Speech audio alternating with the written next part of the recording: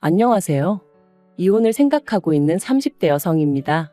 제 얼굴에 침 뱉기 같아 부끄러운 얘기지만 전에는 주변에서 결혼하고 금방 이혼하는 부부들 이야기가 들려올 때면 왜들 애시당초 결혼할 때 좀 신중하게 하지? 얼마나 살았다고 이혼을 한다고 드는 걸까?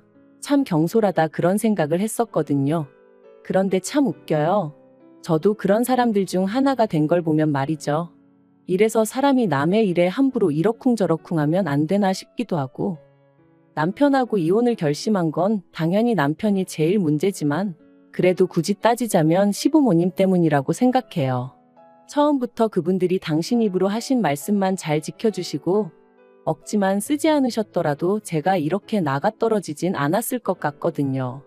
네, 제가 먼저 이혼을 요구한 건 맞지만 솔직히 시부모님도 그렇고 남편도 그렇고 저를 어지간히 못 살게 굴었어요.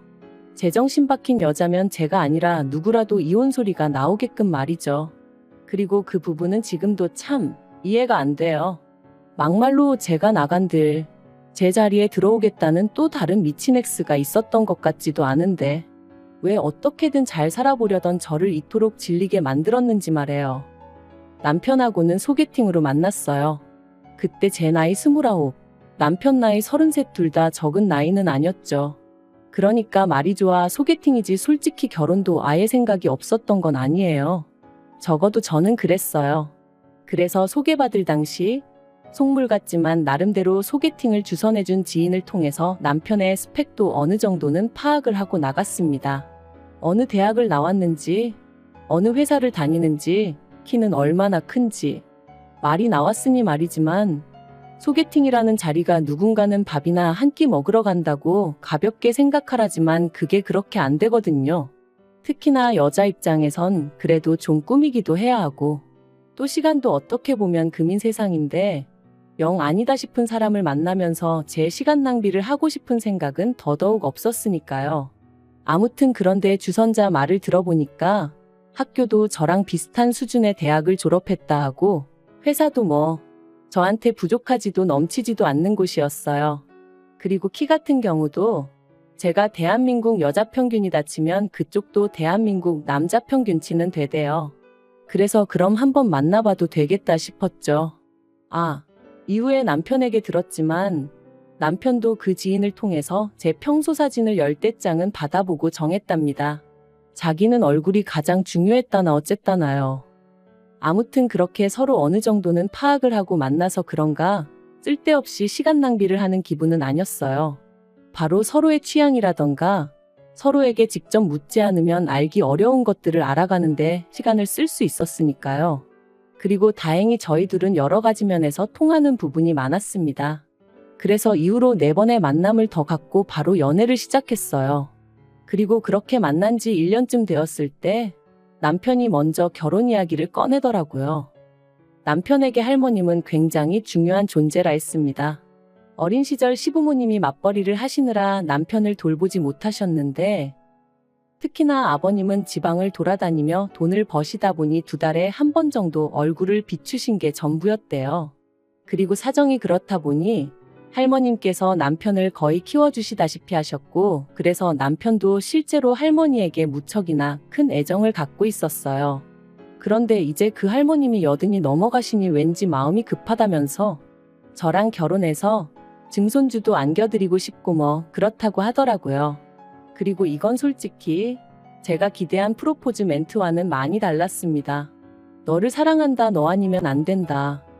이런 이야기가 듣고 싶었지. 너랑 잘 사는 모습을 보여드리고 싶다. 안심시켜드리고 싶다. 왠지 할머님을 위해서 결혼식을 서두르는 기분이었달까요? 그래서 저는 고민 끝에 남편에게 제 속마음을 밝혔어요. 정말 나를 사랑하긴 하느냐고요. 그랬더니 남편이 자기가 원래 말을 잘 못하지 않냐면서 왜 자기 말을 안 좋은 쪽으로 해석하느냐고 오히려 자기가 서운한 애 어쩌네 그러는데 싸우자고 꺼낸 얘기는 아니었으니 더는 뭐라 따지지는 않았어요. 그리고 이후로 남편이 어떻게든 저를 달래주려고 노력도 했고요. 그래서 결국 결혼하는 쪽으로 마음을 굳혔죠. 그런데 막상 결혼 준비를 시작하니 남편은 모아둔 돈이 6천 정도 있었고 저는 1억 정도 있었어요. 물론 남편은 차도 있긴 했지만 10년이나 된 경차라서 솔직히 재산으로 느껴지진 않았고요. 그래서 그동안 돈 벌어서 다 뭐 했냐고 단도직입적으로 물었습니다. 참고로 결혼을 앞둔 사이에 이 정도는 당연히 물어볼 수 있다고 생각했어요. 그랬더니 부모님하고 할머니한테 자기가 아무래도 3대 독자다 보니 효도 좀 한답시고 이래저래 선물도 해드리고 많이 챙겨드렸다나요? 그런데 결혼하면 그런 건 이제 없을 거라고 하더라도 매번 저랑 꼭 상의하고 할 거라고. 그래서 알겠다고 했죠. 그리고 상황이 그렇다 보니 양가로부터 도움을 안 받을 수가 없었습니다. 1억 6천으로 결혼식도 올리고 혼수도 하고 신혼집까지 구한다는 건 서울에선 너무 빠듯하다 싶었거든요. 그런데 다행히 상견례 자리에서 사실 돈 이야기라는 게 시댁 쪽이건 저희 쪽이건 먼저 말 꺼내기가 편하진 않은 주제잖아요. 그런데 저희 시부모님 두 분 다 하시는 말씀이 그래도 명색이 3대 독자인데 걱정 말랍니다. 그러면서 자기들은 7천 정도 해줄 수 있는데 저희더러 맞출 수 있겠냐대요. 솔직히 전 3대 독자가 어쩌고 그러시길래 집까진 아니어도 한 1억은 해주시려나 그런 생각을 했는데 말이죠. 아무튼 저희 부모님도 7천씩 해주자 하시니 알겠다 하셨습니다. 그래서 계산해보니까 이래저래 3억이고 거기에 부족한 건 대출 좀 받으면 되겠다 싶대요. 그런데 결혼식을 한 달 앞두고 시부모님이 일방적으로 기도 안 차는 말씀을 하셨습니다. 주기로 한 7천을 못 주게 되셨다는 거예요. 그리고 그 이유는 더 황당했는데 아버님한텐 결혼 안 한 여동생 그러니까 저한텐 고모님이 계셨거든요. 그런데 그 고모님이 갑자기 내일 가게를 차린다며 돈을 좀 보태달라고 했고 그래서 일단 급한 대로 그쪽에다 5천을 보내주셨다나요? 어이가 없었죠. 그래서 그런 결혼은 어떻게 하라는 얘기냐니까 오히려 저더러 그게 무슨 소리냐 결혼은 원래 계획한 대로 해야지 하시더니 결혼식 날 축의금으로 돈이 꽤 들어올 거라면서 그때 일단 한 3천은 만들어 주시겠다나요? 3천이 안 되면 그땐 당신들이 대출을 받든 뭐라든 어떻게든 채워주시겠다면서 말이죠. 그래서 솔직히 마음 한구석에선 불안한 생각이 들었지만 그래도 파혼할 용기는 없었기에 어떻게든 시부모님의 그 약속을 믿어보자 생각하며 식을 올렸습니다. 하지만 결혼식 당일 식 다 마치고 축의금 정산하자 하니까 시부모님이 또다시 말을 바꾸셨어요. 그게 뭐가 그렇게 급하다고 그러냐면서 일단 신혼여행부터 다녀오고 그러면 그 사이에 당신들이 싹 정리해 놓겠다면서 말이죠. 그리고 이땐 솔직히 쎄한 마음을 감출 수가 없었습니다. 이러다 안 준다고 나오면 막말로 별 수 있나 싶기도 하고 그래도 뭐 따져 물을 새도 없이 일단은 신혼여행을 떠났죠. 그런데 신혼여행에서 돌아와 시댁에 갔는데 시부모님께서 먼저 돈 문제로 할 이야기가 있다며 말문을 여시더니 축의금이 생각보다 많이 안 들어왔다며 겨우 700만 원을 주셨습니다. 말 그대로 황당하기 그지없더라고요. 7천천만 원에서 2천만 원 주시더니 이제 700만 원. 솔직히 2,700만 원도 적은 돈은 아니었지만 계속 말이 달라졌던 탓에 화도 나고 속도 상했거든요. 그래서 남편에게 이를 어쩔 생각이냐니까 축의금이 안 들어와서 그렇다는데 어떡하란 말이냐며 저더러 제가 속상한 것보다 해주지 못하는 자기 부모님 속이 더 상하시지 않겠냐고 그러니까 일단은 알겠다 하고 좀 시간을 드리자는데 이래서 사람들이 남편을 남이 편이라고 하나 별의별 생각이 다 들더라니까요.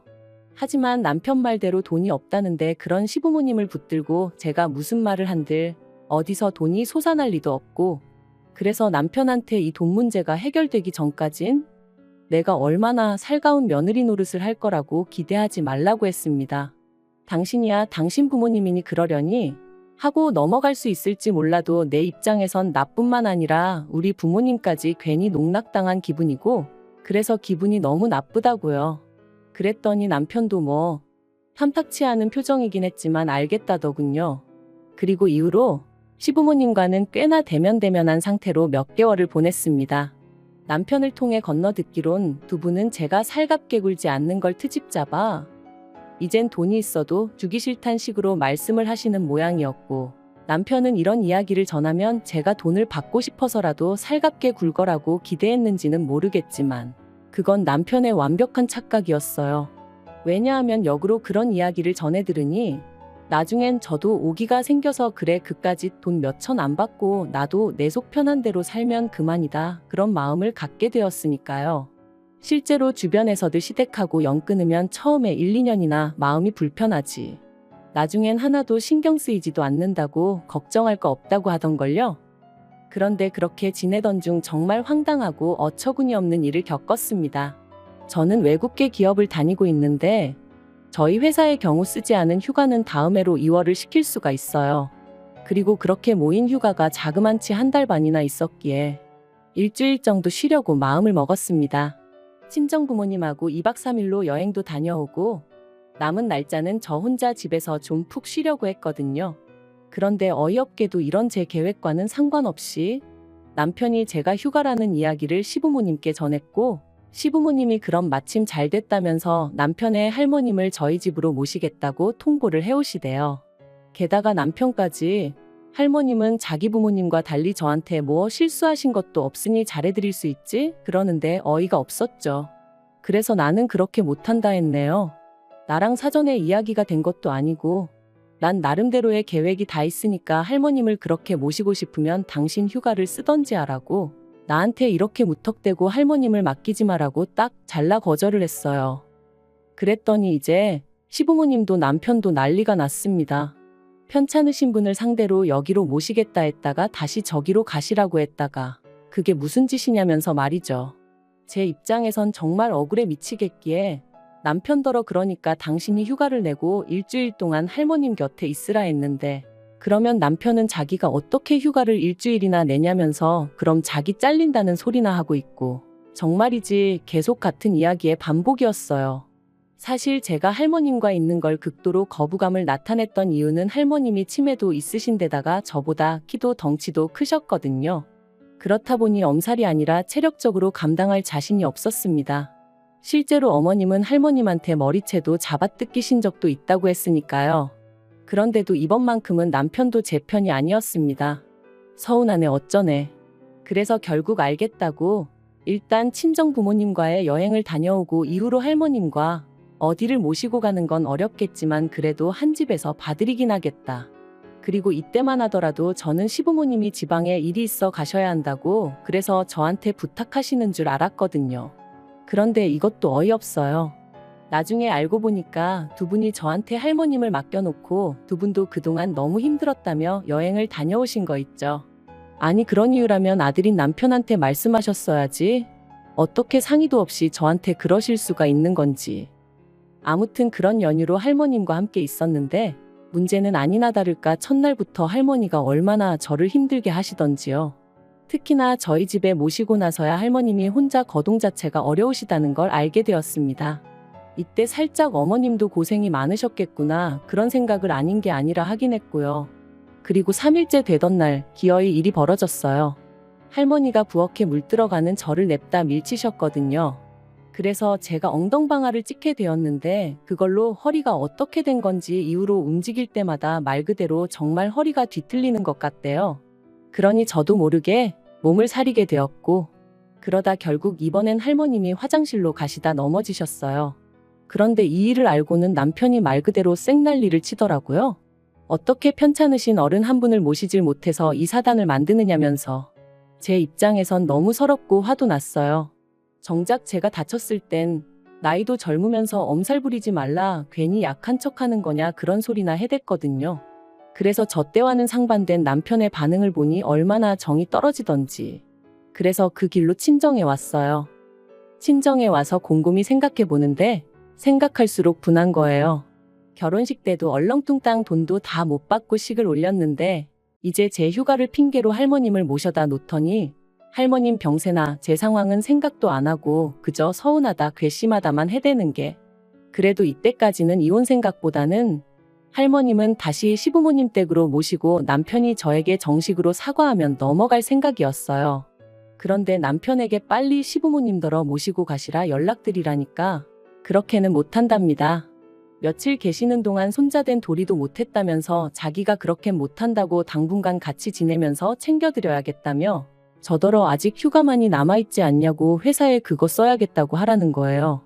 그리고는 저한테 이참에 할머님한테 좀 잘해드리고 정도 붙이라면서 자기한테는 뭐 세상 그 누구보다 소중한 분이라나요?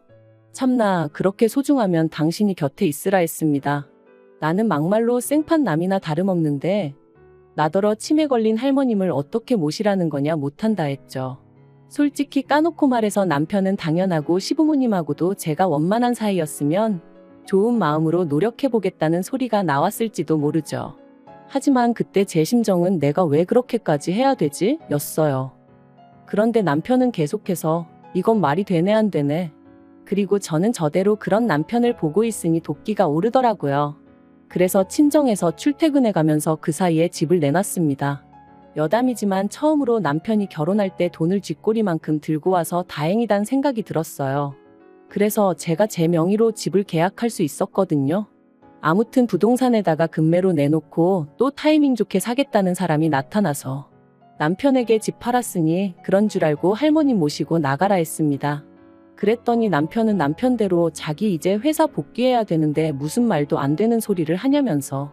알고 보니 남편은 제가 결국 체념하고 돌아와서 할머님을 모실 줄 알았던 모양이에요. 어이가 없었어요. 무슨 근거로 그런 착각을 하나 싶은 게.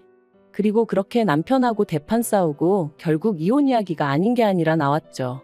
저처럼 계산적인 여자하고는 자기가 질려서 못 살겠다길래 나야말로 너나 너희 가족처럼 염치 없는 사람들하곤 두 번 다시 상종도 못하겠다 해가며.